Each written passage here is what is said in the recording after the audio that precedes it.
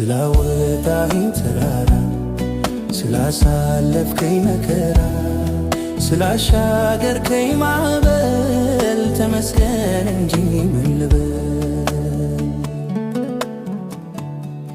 ለማለፍ ሩቅ የሆነ ተስፋዬን ያመነመነ ይወጋኝ በነጋ ተባ አላውቅም የት እንደገባ። ስላወጣኸኝ ተራራ ስላሳለፍከኝ መከራ ስላሻገርከኝ ማዕበል ተመስገን እንጂ ምን ልበል። ስላወጣኸኝ ተራራ ስላሳለፍከኝ መከራ ስላሻገርከኝ ማዕበል